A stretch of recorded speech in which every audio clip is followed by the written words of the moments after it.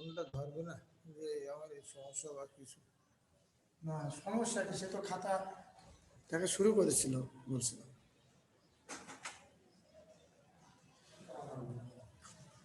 তো সুপ্রিয় ছাত্রছাত্রীবৃন্দ, অনলাইন ক্লাসে তোমাদেরকে আরো একবার স্বাগতম। আমরা গত ক্লাসে আর্টিকেল নিয়ে আলোচনা করেছিলাম। আর্টিকেলের বেসিক অর্থাৎ আর্টিকেল কাকে বলে, কত প্রকার, কি কি, এবং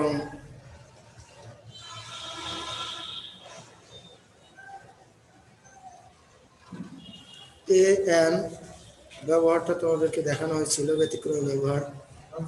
আজকে তোমাদের সাথে আলোচনা করব অমিশন অফ আর্টিকেল, অর্থাৎ কোথায় আর্টিকেল ব্যবহার করা যাবে না। তবে জানো যে তোমাদের আর্টিকেলের যে কোশ্চেনটা আসে সেটা কিরকম হয় আসলে তোমাদের জানা দরকার। তোমাদের প্রশ্নটা হচ্ছে এরকম যে আর্টিকেল ব্যবহার করো, তো তোমরা জানো যে এ এম দি, কিছু কিছু ক্ষেত্রে আর্টিকেল বসে না, সেখানে আমরা ক্রস ব্যবহার করি, অর্থাৎ omission of article, that means ক্রসের ব্যবহার। আজকে আমরা জানব বিশেষ কিছু নিয়ম যেখানে আমরা ক্রস ব্যবহার করি। ক্রসের ব্যবহারটা আমরা পরিষ্কারভাবে একটু জানার চেষ্টা করব। আমি বোর্ডে তোমাদেরকে এক্সাম্পল দিচ্ছি, তোমরা ওইটার মাধ্যমে বোঝার চেষ্টা করবে। আমি এখানে লিখছি, দেখো, 2-1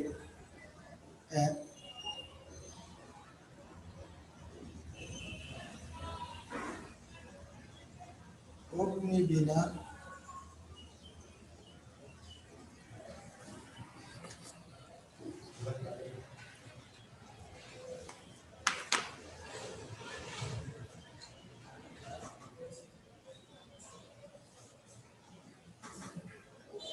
অগ্নিবীণা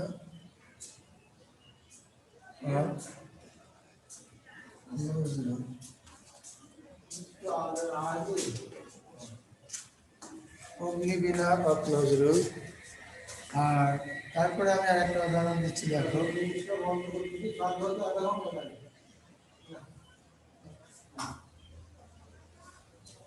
নজরুল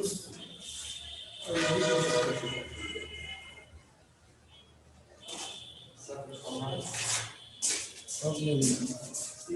আমরা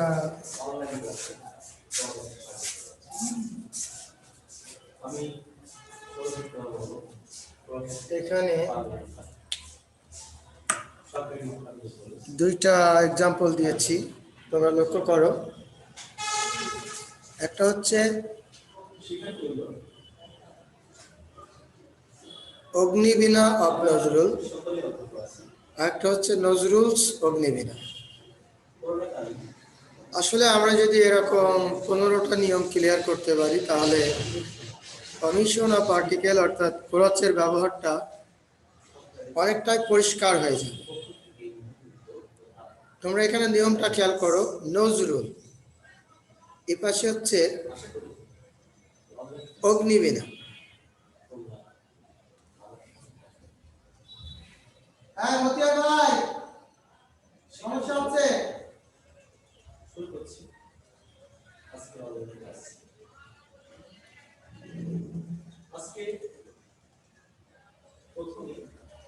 তো আমাদের স্ক্রিনে একটু সমস্যা দেখা দিয়েছে, আমরা এটা কমপ্লিট করে আবার তোমাদের সামনে আসছি।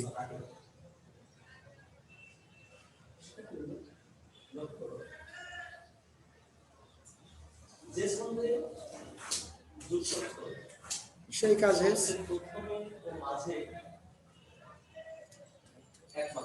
সেই কাজে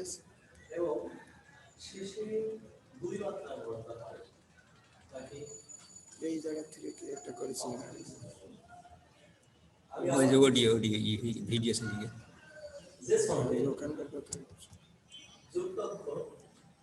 দিন।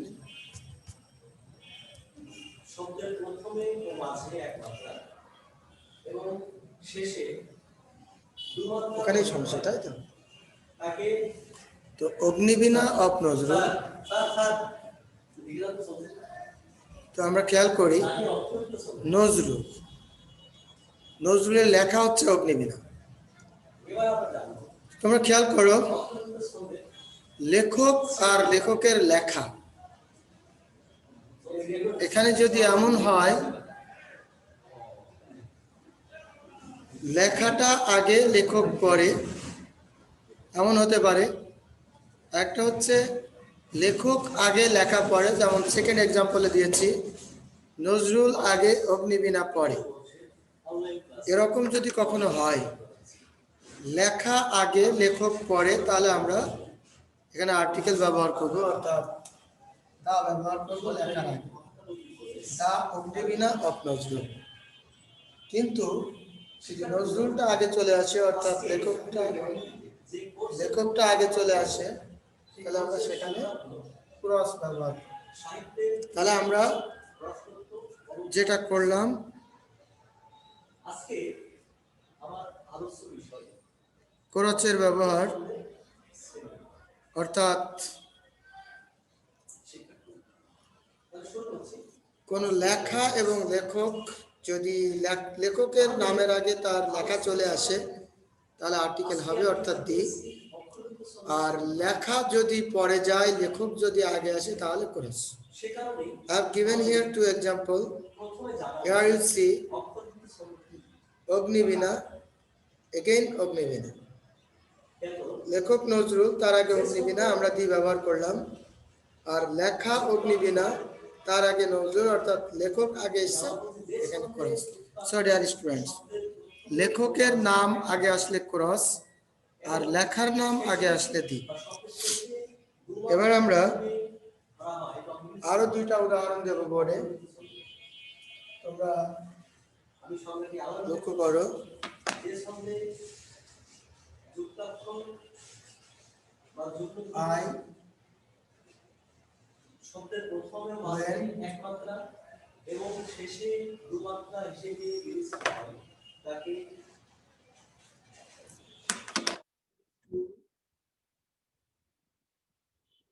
লক্ষ্য করি। আমরা জানি যে অক্ষরযুক্ত ছন্দটা সবচেয়ে দীর্ঘয়ের ছন্দ, আর এর দীর্ঘয়ের অক্ষরযুক্ত ছন্দ করতে গেলে একটা অতিরিক্ত তার বা সুরের সৃষ্টি হয়। এই অক্ষরযুক্ত ছন্দ তার প্রধান মধ্যযুগের বাংলা কবিতায় অক্ষরযুক্ত ছন্দের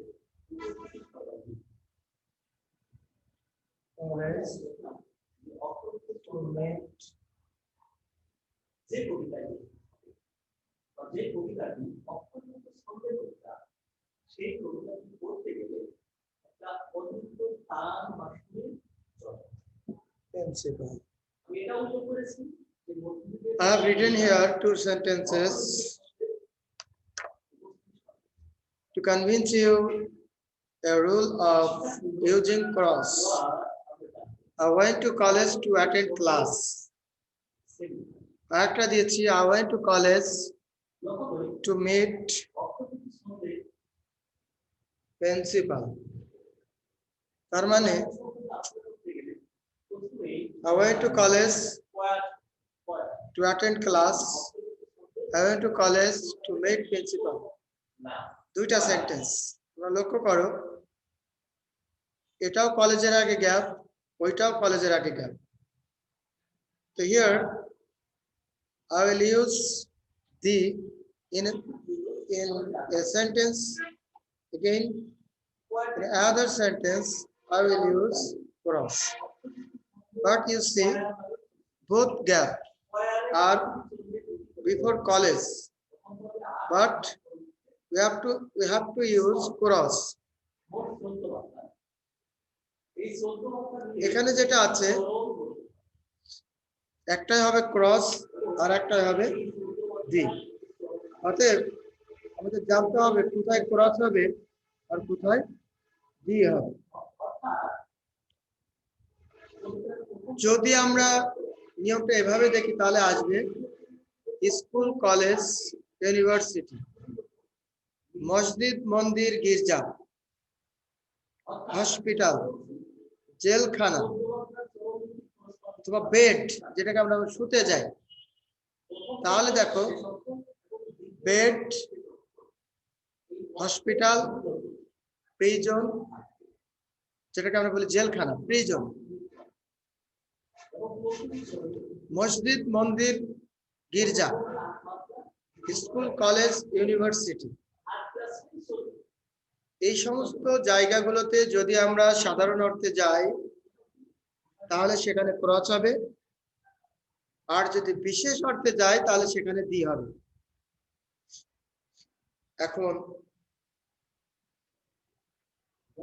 বিশেষ অর্থ আর সাধারণ অর্থটা কি? সাধারণ অর্থটা হচ্ছে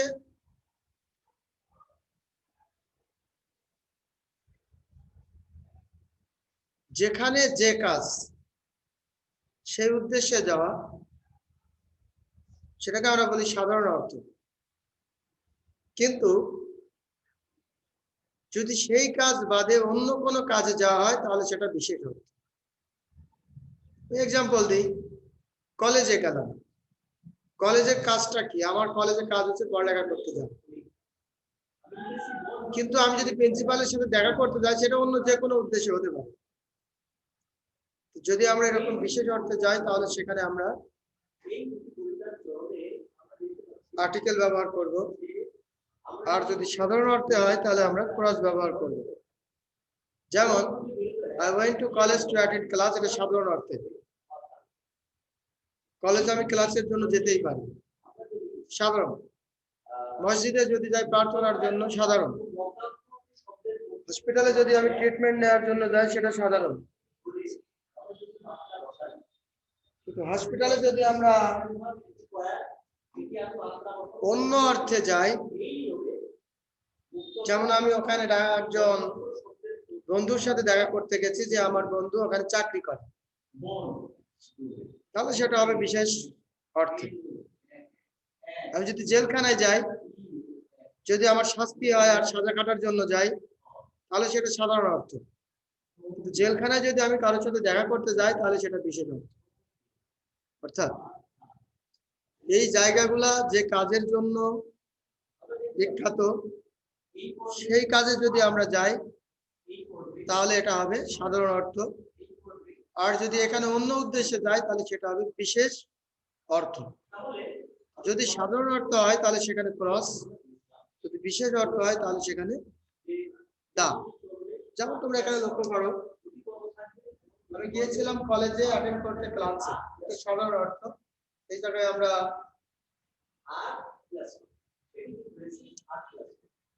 এবং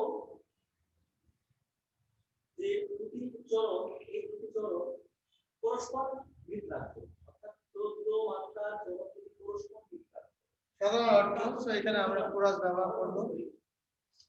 পরেরটা দেখো, কলেজে গেছি আমি বন্ধুর সাথে মিট করতে বা কারো প্রিন্সিপালের সাথে মিট করতে, সেটা বিশেষ অর্থ। যদি বিশেষ অর্থ হয় তাহলে সেই ক্ষেত্রে আমরা দি ব্যবহার করব। তাই প্রথমটা সাধারণ অর্থ ছিল, ক্রস দিলাম। দ্বিতীয়টা বিশেষ অর্থ ছিল, এখানে আমি দিয়ে দিচ্ছি। অতএব dear students, our rule is মসজিদ, মন্দির, গির্জা, prison, hospital, bed, school, college, university, এগুলোতে যদি আমরা সাধারণ অর্থে যাই তাহলে ক্রস, আর যদি বিশেষ অর্থে যাই তাহলে দি ব্যবহার করতে হবে। তো আশা করি তোমরা নিয়মটা বুঝেছো।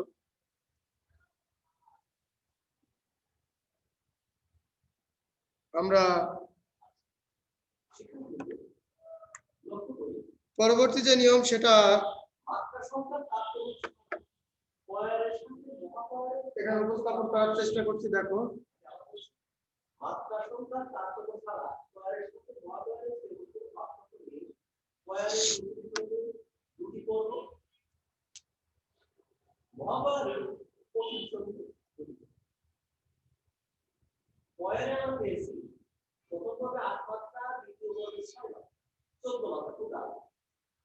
কিন্তু আমরা মহাভারতে জানবো যে প্রথম পর্বে 8 মাত্রা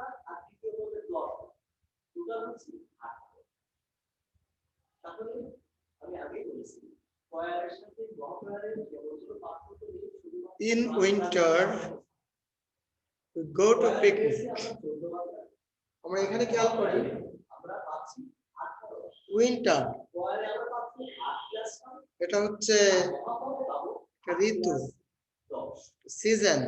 আর মাত্রা বিন্যাসটা আমরা জানি বাংলাদেশে 6টি ঋতু, ওরা যে লিখিতা সামার, রেইন, মুক্তক সূত্র একটা অটাম, লেট অটাম, আর শেষে দুমাত্রা উইন্টার। আমি একটু উদাহরণ দিই এই কথা আমি তো এই যে ঋতুগুলা, এই ঋতুর আগে আমরা ক্রস ব্যবহার করব। সেই ক্ষেত্রে যদি বলা হয় যে এখানে দি ব্যবহার করা যাবে, তো ঠিক আছে। এই ঋতুর আগে আমরা দিও ব্যবহার করতে পারি, ক্রসও ব্যবহার করতে পারি। In the winter go to picnic. আর যদি বলি in winter go to picnic, দুটোই কারেক্ট। আমরা যেটা জানি ঋতুর আগে ক্রচ হয়, দিও হয়। তবে তোমাদেরকে একটা কথা বলে দিই, তোমরা সব সময় এই ক্ষেত্রে দির ব্যবহারটাকে অ্যাভয়েড করবে। তোমরা এখানে ঋতুর আগে ক্রসটাই ব্যবহার করবে। তবে কেউ যদি প্রশ্ন করে যে দি হবে নাকি ক্রস হবে, নিয়মটা কি, উত্তরটা হচ্ছে দুটোই হবে, তবে ক্রস ব্যবহার করাটা বেটার। আমরা এখানে উত্তরটা ক্রস করতে পারি অথবা দি করতে পারি, তবে সেই ক্ষেত্রে ক্রসটাই বেটার। আমি দিটাকে কেটে দিচ্ছি না, ক্রসটাই বেটার। তাহলে দেখো ইন উইন্টার অর্থাৎ ঋতুর আগে ক্রস এবং দি দুটোই হয়, তোমরা ক্রসটাকে ব্যবহার করবে।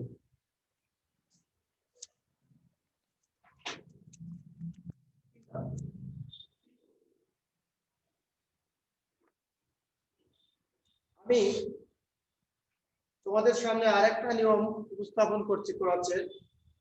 আমাদের অনেক স্টুডেন্ট তারা আর্টিকেল করে কিন্তু ক্রসের ব্যবহারটা শেখে না, শেখানো হয় না, যার কারণে যে ক্রসগুলো ব্যবহার করে সেগুলো সাধারণত ভুল ব্যবহার করে।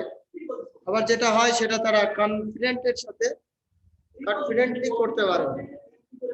আমরা এখানে চেষ্টা করব নিয়মগুলো একটু বুঝে নেওয়ার জন্য, যাতে আমরা এগুলো পারি, বুঝি। আমি এখানে উদাহরণ দিচ্ছি।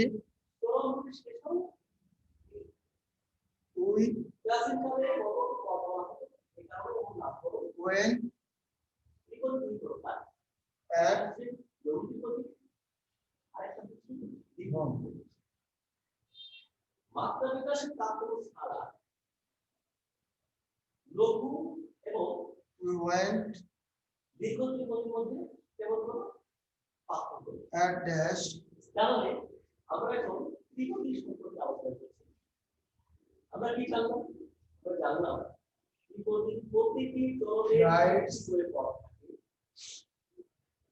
ক্লাসিক্যালে কোন পদ right song। এই তিনটি পর্বের ভিতরে প্রথম দুটি পর্বে অন্তর্ভুক্ত আছে।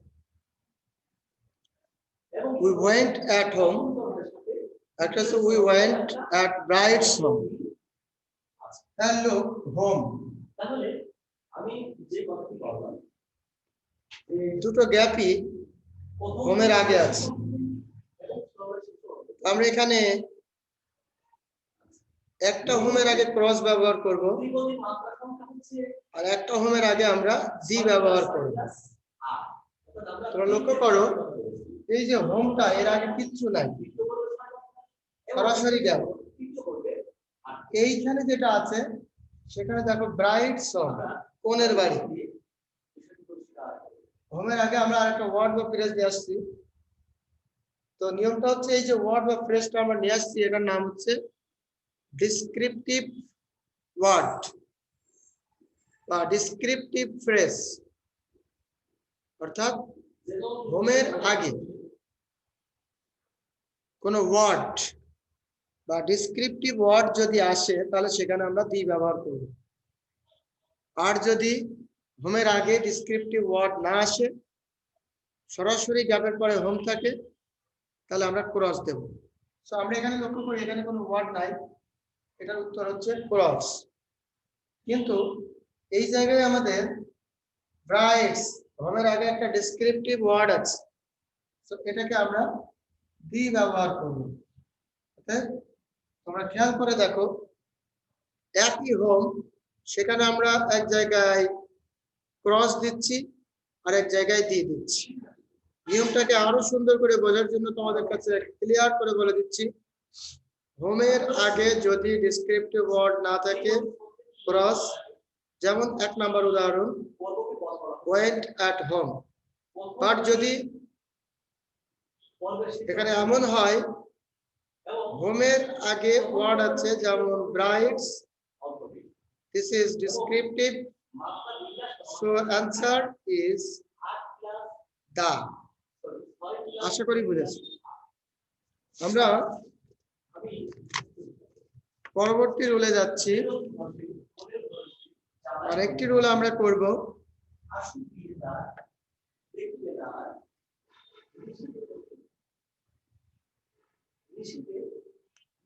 খেয়াল করো,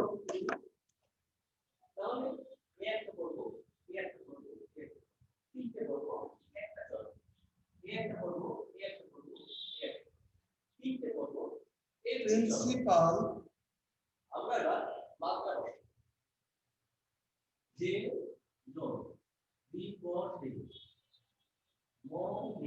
জালালউদ্দিন। এবার লিখবো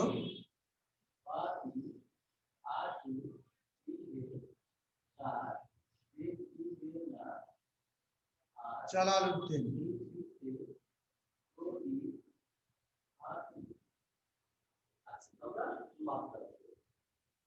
কোন নিয়ম আমরা এই নিয়ে বললাম, মুক্তকে এক কথা এবং মধ্যক শব্দের প্রথমে ও মাঝে প্রিন্সিপাল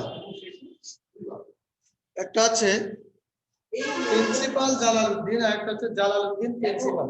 আমরা দেখতে পাচ্ছি, তোমরা লক্ষ্য করো এটার নাম, নামের আগে তার উপাধি, নামের আগে উপাধি। যদি উপাধিটা নামের আগে থাকে তাহলে সেখানে আমরা ক্রস ব্যবহার করব, আর যদি উপাধিটা নামের পরে যায় তাহলে সেখানে আমরা দি ব্যবহার করব। অর্থাৎ প্রিন্সিপাল জালালউদ্দিন, এখানে ক্রস, জালালউদ্দিন দা প্রিন্সিপাল।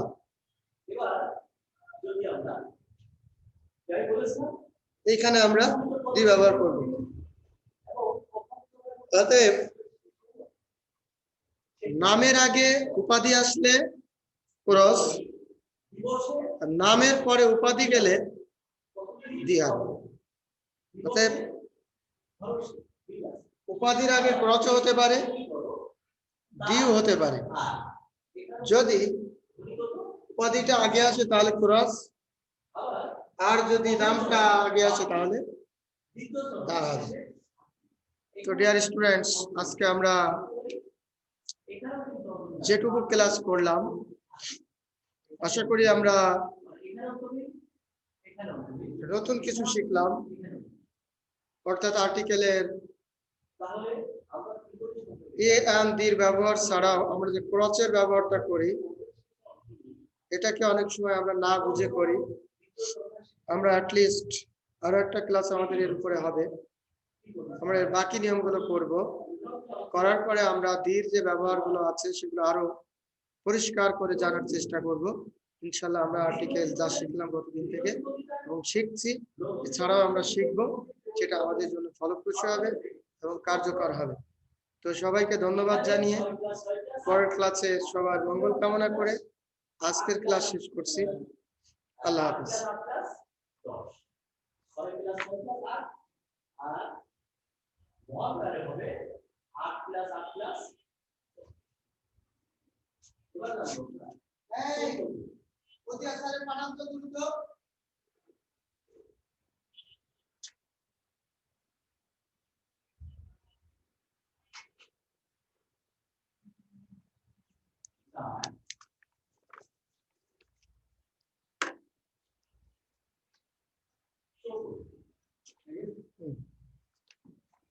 তরুণী সম্পর্কে আমরা দেখলাম প্রতি চরণে 3টে পর্ব থাকে। আর তরুণী সম্পর্কে আমরা এখন যে জানবো সেটি হচ্ছে পুরো কথা হচ্ছে 4টি পর্ব থাকে।